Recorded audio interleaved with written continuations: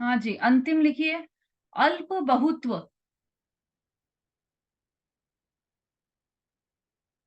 इसका अर्थ है एक दूसरे की अपेक्षा हीनाधिकता का ज्ञान। एक दूसरे की अपेक्षा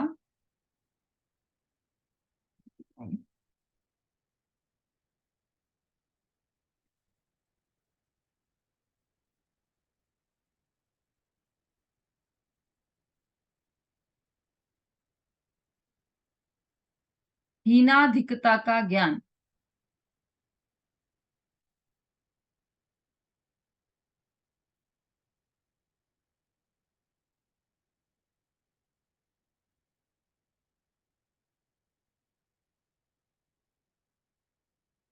ठीक है, लिख लिया सबने। अब इन पॉइंट्स को हम थोड़ा थोड़ा सा समझ लेते हैं। केवल समझना है, अब लिखना मत आप। केवल समझेंगे अपन, क्योंकि इसको शॉर्ट में लेकर हम आगे बढ़ेंगे। क्योंकि ये पदार्थों को जानने के उपाय हैं, और जानने के उपाय प्रमाण नए अधिगम में भी देख लिए हमने। निर्देश स्वामित्व साधनाधिकरण स्थिति विधानत में भी देख लिए। अभी भी देख रहे हैं सत्संख्या क्षेत्र स्पर्शन कालांतर भावाल्प बहुत में भी हम जानने के ही उपाय देख रहे हैं। तो ये पदार्थों को जानने के उपाय है। इसको अपन शॉर्ट में करके फिर आगे बढ़ेंगे। पहला था सत, मतलब जैसे यदि हम सम्यक्त्व पर घटित करें तो क्या होगा। सत मतलब सम्यक्त्व का अस्तित्व है, ऐसा। तो सम्यक्त्व का अस्तित्व है, जैसे कोई जो नास्तिक रहते हैं ना, वो बोलता है कुछ नहीं होता, सम्यक्त्व सम्यक्त्व फालतू की बातें हैं ये। जितना तप करोगे, जितना संयम करोगे, उतनी जल्दी मोक्ष जाओगे। केवल संयम से ही मोक्ष, संयम ही मोक्ष का साधन है। सम्यक्त्व सम्यक्त्व कुछ नहीं होता, ऐसा। तो उनको, उन नास्तिकवादियों का खंडन करने के लिए यहाँ पर सम्यक्त्व का अस्तित्व सिद्ध किया है कि सम्यक्त्व नाम की कोई वस्तु होती है। इसलिए उसमें सत, सत के द्वारा यह सिद्ध किया गया है। दूसरा, संख्या।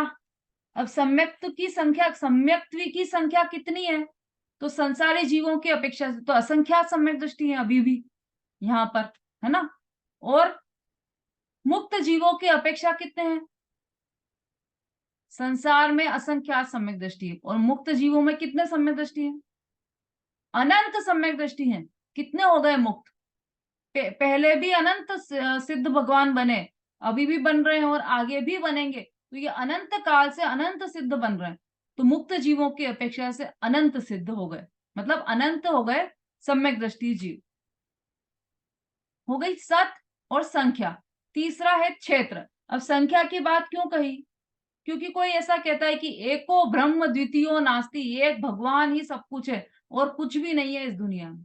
जो ऐसा कहता है उसको उसको तर्क से खंडित किया गया है यहाँ पर। कैसे, संख्या बताकर। संख्या सिद्ध कर दी ना कि अभी भी वर्तमान में भी असंख्यात सम्यक दृष्टि है, और जो अनंत सम्यक दृष्टि तो मोक्ष में है। तो ये संख्या बता दी कि इतने सारे मतलब भगवान भी हो सकते हैं, इतने सारे जीव सम्यक भी हो सकते हैं, संख्या बता दी। उसके बाद क्षेत्र, तो क्षेत्र में वर्तमान निवास, अभी कहाँ पर रह रहे हैं समय दृष्टि जीव।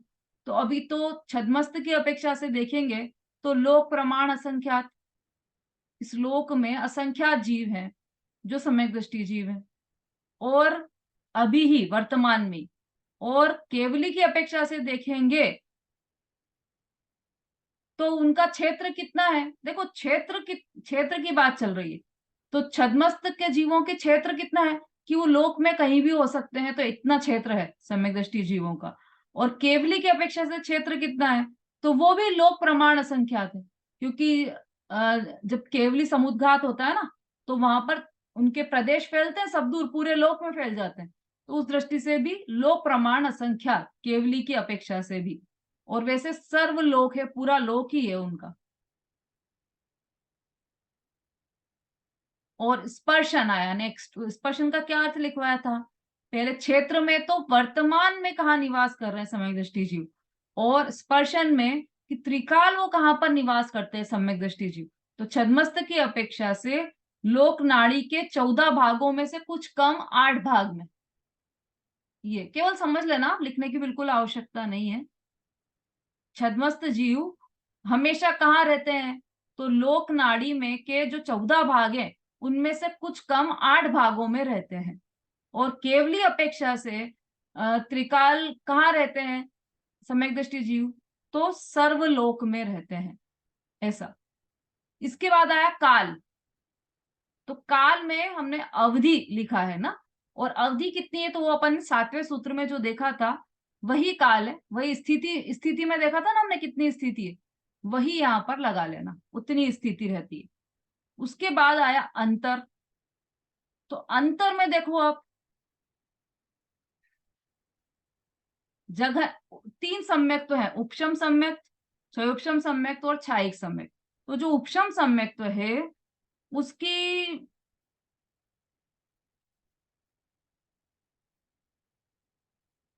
उसका विरह काल कितना रहेगा,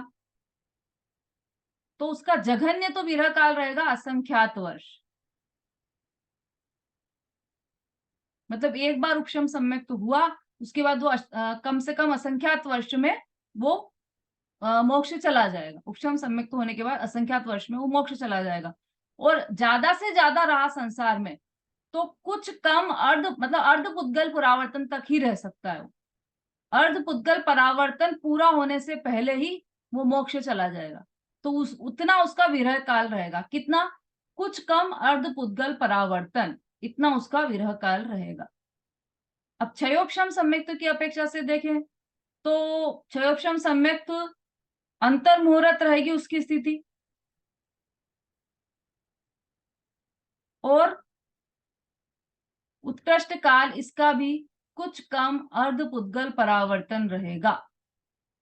मतलब इतने काल बाद तो वो नियम से जाएगा ही जाएगा मोक्ष में, क्षयोपशम सम्यक दृष्टि। और छायिक सम्यक उसका विरह काल है ही नहीं, क्योंकि उसके अंतर ही नहीं है। छायिक सम्यक तो हुआ और वो मोक्ष जाने ही वाला है, तो उसका कुछ मतलब छूटेगा नहीं वो सम्यक। छायिक सम्यक तो एक बार होने के बाद छूटेगा नहीं, एक बार हो गया ना। अब जैसे उपशम सम्यक तो है, तो एक बार हो गया उपशम सम्यक, तो उसके बाद अधिक से अधिक असंख्यात वर्ष बाद वो पुनः हो जाएगा,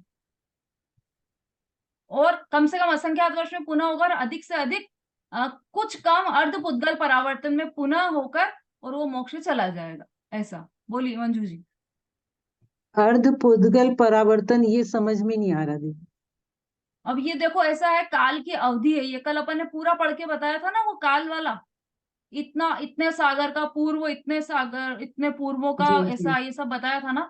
ऐसे हम्म। अर्ध पुद्गल परावर्तन एक बहुत लंबा काल होता है, अनंत, अच्छा। मतलब अनंत वर्ष निकल जाते हैं उसमें, इतना अर्ध पुद्गल परावर्तन होता है। और इसका नाम अर्ध पुद्गल परावर्तन क्यों है, क्योंकि जो 5 परावर्तन होते हैं ना, उसमें से जो पहला परावर्तन है द्रव्य, क्षेत्र, काल, भाव और भव, तो जो द्रव्य परावर्तन है उसे ही पुद्गल परावर्तन कहते हैं। और वो आधा हो जाए, उसका एक एक परावर्तन का कई लंबा समय होता है, लेकिन वो केवल आधा रह जाए, उसका उतना इसका उत्कृष्ट काल रहता है सम्यक्त्व के बाद संसार में। अर्ध पुद्गल परावर्तन मतलब अनंत जो संसार है उसके सामने एक छोटा सा समय है, लेकिन इस छोटे से समय में भी अनंत वर्ष बीत जाते हैं, इतना अर्ध पुद्गल परावर्तन का काल हम्म। है। उतने काल में तो अवश्य जाएगा ही जाएगा मोक्ष सम्यक्ति होने के बाद। तो हमने ये तीनों देख लिए, है ना। और क्षयोपशम सम्यक्त्व में, मतलब जैसे क्षयोपशम सम्यक्त हुआ और छूटा, और उसके बाद अंतर मुहूर्त बाद ही वो वापस ग्रहण कर लेगा, कर सकता है, अंतर मुहूर्त बाद भी वापस ग्रहण कर सकता है, और ज्यादा से ज्यादा अर्ध, कुछ कम अर्ध पुद्गल परावर्तन में वो पक्का ग्रहण कर ही लेगा वापस सम्यक्त को, जो सम्यक दृष्टि जीव है, क्षयोपशम सम्यक दृष्टि जीव। और जो छायिक सम्यक दृष्टि है उसमें तो अंतर ही नहीं है, क्योंकि एक बार हो गया तो वो कभी भी छूटेगा नहीं, तो इसलिए उसका बीच का काल तो बचा ही नहीं कुछ भी, इसलिए उसके लिए कहा है कि उसमें कुछ भी अंतर नहीं है। तो ये अंतर हो गया विरह काल, अंतर अर्थात विरह काल। एक बार सम्यक्त होने के बाद दूसरी बार सम्यक्त होने के बीच में क्या, कितना विरह काल रहता है वो यहाँ पर बताया है। अब अगला। दीदी, जो अंतर्मुहूर्त ये बताया छह ऑप्शन का कि हम्म। दोबारा कर लेता है, तो हाँ, वो मतलब कर जरूरी तो सकता नहीं है है, ना? कर सकता है। हाँ, ठीक। अंतर मुहूर्त बाद भी वापस वो सम्यक तो प्राप्त कर सकता है। अब भाव हम्म। अर्थात परिणाम, तो परिणाम सम्यक्त्व के तो 3 प्रकार के हो सकते हैं, औपशमिक, क्षायिक और क्षायोपशमिक। 3 प्रकार के सम्यक्त्व हैं। तीनों प्रकार के औपशमिक रूप परिणाम रहेंगे, क्षायिक रूप परिणाम रहेंगे, क्षायोपशमिक रूप परिणाम रहेंगे। तो ये परिणाम में तीनों आ जाएंगे। फिर अल्प बहुत्व जो अंतिम है, अल्प बहुत्व, उसका क्या अर्थ बताया? एक दूसरे की अपेक्षा हीनाधिकता का ज्ञान।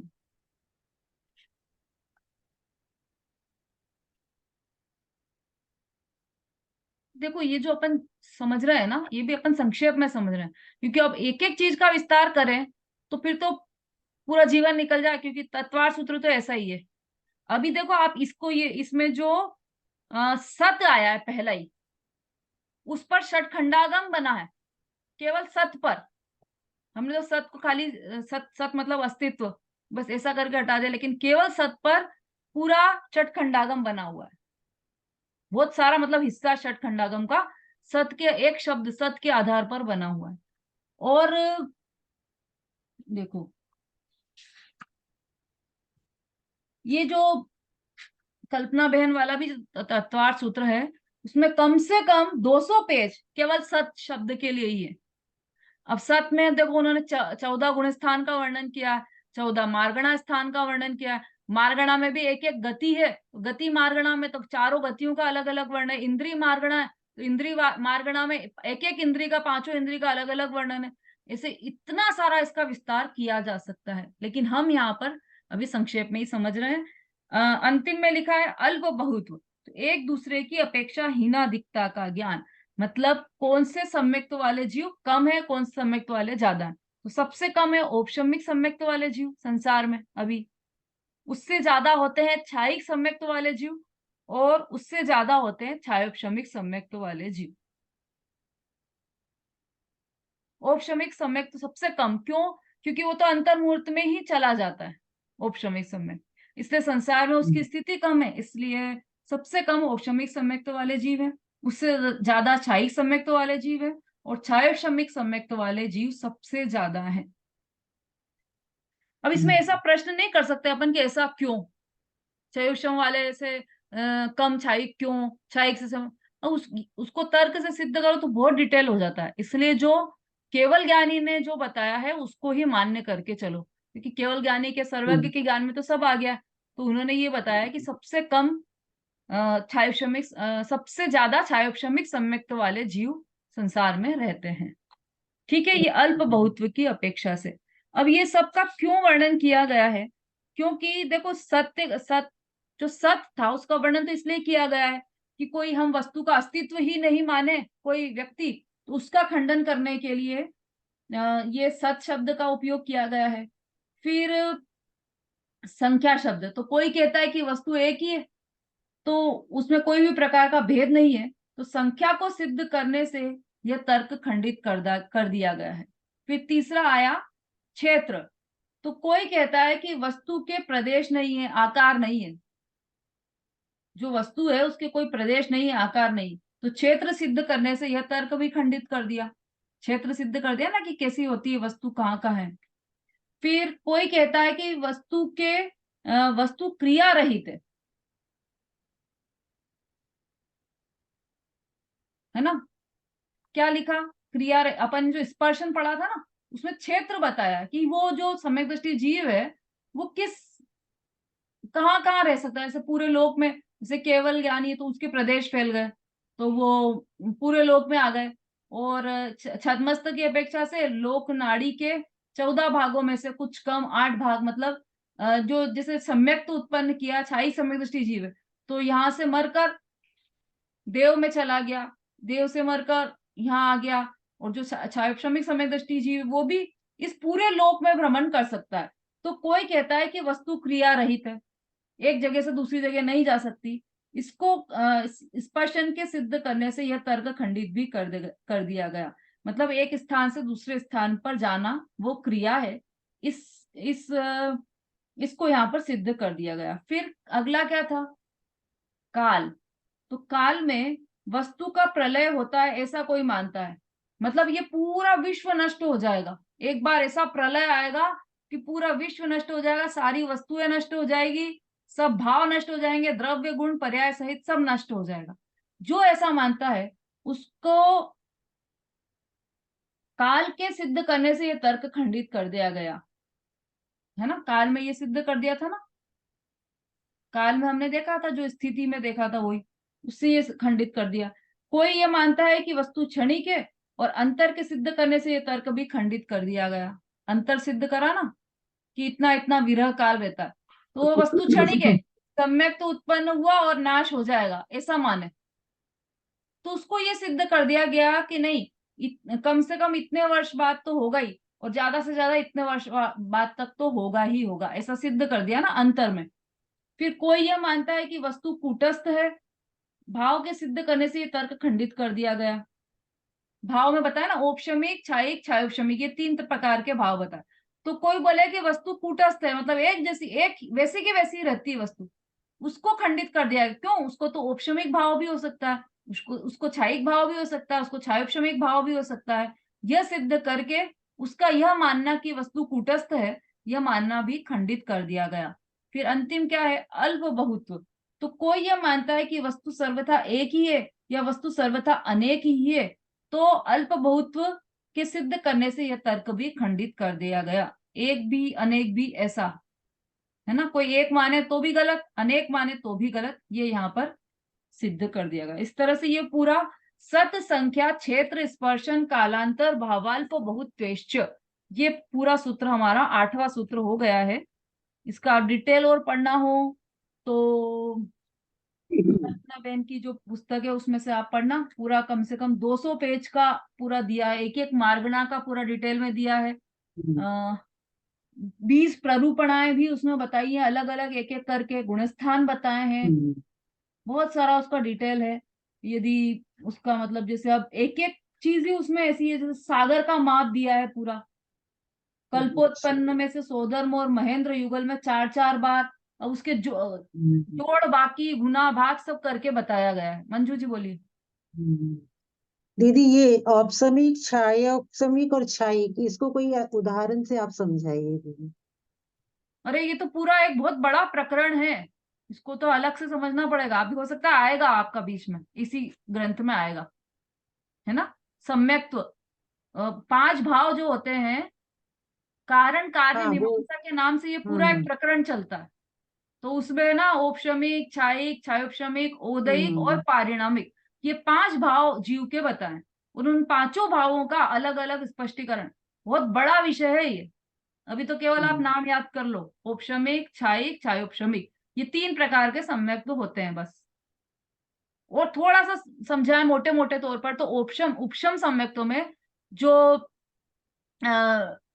ये जो पहली जो कषाय अनंतानुबंधी कषाय के जो कर्म है, वो कर्म दब जाते हैं नीचे, और कुछ समय के लिए वो मलिन, मतलब निर्मल हो जाती परिणति, वो कहलाता है उपशम। उपशम मतलब दबना, तो कर्मों का सत्ता में दब जाना, वो उपशम कहलाता है। फिर ये द्रव्य क्षेत्र काल भाव की अपेक्षा से भी दबते हैं दीदी? द्रव्य क्षेत्र काल भाव की अपेक्षा से भी दब जाते हैं? सम्यक्त्व के बाद की बात है, सम्यक तो हाँ। हुआ है ना, कुछ कर्म दब गए, मतलब कर्म दब गए, ये संबंधी अनंतानुबंधी जो 4 कषाय संबंधी जो कर्म है वो दब गए, दर्शन मोहनी की जो प्रकृति है वो दब गई सत्ता में, और ऊपर ऊपर से निर्मल हो गए परिणाम, सम्यक तो हो गया, तो वो कहलाता है औपशमिक सम्यक। दूसरा छायोपशम सम्यक, तो में जो जो कर्म नीचे दब गए थे उनमें से कुछ एकाध तिनके जैसा ऊपर आ जाता है। ग्लास में पानी हो और हमने फिटकरी घुमा दी, गंदा पानी है उसमें फिटकरी घुमा दी, तो पूरा हम्म मेल नीचे जाकर बैठ जाए, तो वो क्या हुआ कि सत्ता में तो है पर उदय में नहीं है। हम्म वो मेल नीचे नीचे तो है पर ऊपर से पानी बिल्कुल साफ है। ऐसा उपशम सम्यक्त होता है कि सत्ता में तो है कर्म, लेकिन ऊपर अभी परिणाम बिल्कुल निर्मल है, सम्यक्त्व के परिणाम। हो गया उपशम सम्यक। दूसरा, वो जो पानी हमने हम्म फिटकरी से ऐसे घुमा के साफ किया था, तो पूरा कचरा नीचे बैठ गया था, उन्हीं कचरे में से एक दो तिनके ऊपर आ गए। तिनके आ गए तो उससे पूरा पानी मलिन नहीं हुआ, पर वो जो तिनके तिनके थे ना एक दो, वो उतना उतना सा मलिन है, बाकी पूरा पानी तो निर्मल है। तो वो ऐसा क्षयोक्षम सम्यक्त होता है कि जब उसमें कुछ चल मल अगाड़ नाम के दोष आ जाते हैं सम्यक्तों में, वो सम्यक्त वो वहां पर क्षयक्षम सम्यक तो होता है। अभी मोटा मोटा समझा रही हूँ। और क्षायिक सम्यक तो में पानी में से मिट्टी बिल्कुल साफ, नीचे भी नहीं ऊपर भी नहीं, बिल्कुल क्लीन वाटर, वो होता है क्षायिक सम्यक। अब कभी उठ के ऊपर आने का भी डर नहीं उसको, सत्ता में से ही चला गया। ऐसे क्षायिक सम्यक्तों में कर्म का दर्शन मोहनी कर्म का सत्ता में से अभाव हो गया, तो पूरा परिणाम निर्मल क्षायिक सम्यक्त के रूप में हो गया। ठीक है, इसका डिटेल कभी अवसर आया तो आगे समझेंगे, क्योंकि बहुत एक प्रकृति के 3 टुकड़े हो जाते हैं, सम्यक प्रकृति, मिथ्यात्व प्रकृति, मिश्र प्रकृति, ये सब पूरा डिटेल में है, वो अपन बाद में समझेंगे। अभी तो आप इसलिए मोटे मोटे तौर पर ये 3 नाम याद रखिए, औपशमिक, क्षायिक और क्षायोपशमिक, ये 3 प्रकार के सम्यक्त होते हैं। बोलिए वीना जी। दीदी अभी आपने गुण स्थान बोला था, ये भी तो अभी आएगा, बाद में नहीं आएगा गुण स्थान? गुणस्थान में भी घटित किया गया है इनको, सत, संख्या, क्षेत्र, स्पर्शन, कालांतर, भावाल व बहुतेष्ट को, ये बोल रही थी। मार्गणा में भी घटित किया है, प्ररूपणाओं में भी घटित किया है, और एक एक में अलग अलग अच्छा। घटित किया गया है ऐसा। ललिता जी बोलिए। हाँ, तो मैं यूं कह रही थी, औपसमिक, क्षायिक, ये आठों कर्मों पे होगा कि जन्म कर्म? नहीं, केवल दर्शन आठों कर्म मोहिनी, केवल केवल दर्शन दर्शन मोहिनी? सम्यक्त की बात चल रही ना, तो केवल दर्शन मोहिनी कर्म की बात है। हाँ, यही पूछ रही। हाँ, चलिए समय हो गया है हमारा, अभी यहीं पर विराम लेते हैं। कल से हमारा बिल्कुल प्रकरण बदल जाएगा। अभी तक तो हम ये पदार्थों के अधिगम के उपाय पढ़ रहे थे, अब कल से ज्ञान की चर्चा आएगी। और ये जो चर्चा आई है हमारी इतनी सारी, वो सब सम्यक दर्शन के लिए चर्चा आ रही थी ये पूरी। अब कल से दूसरा पॉइंट जो हमारा था, जो पहले था ना, सम्यक दर्शन ज्ञान चारित्राणी मोक्ष मार्ग, तो सम्यक दर्शन में से सम्यक दर्शन की चर्चा चली अभी। अब सम्यक ज्ञान की चर्चा कल से प्रारंभ होगी हमारी। जावाणी के ज्ञान से पूजे लोकालो, वो वाणी मस्तक न सदा देत हूँ। बोलिए जिनवाणी माता की जय। जय जिनेन्द्र दीदी। जय जिनेन्द्र। जय जिनेन्द्र दीदी। जय जय जिनेन्द्र। जिनेन्द्र। सबको जय जिनेन्द्र। सभी को जय जिनेन्द्र।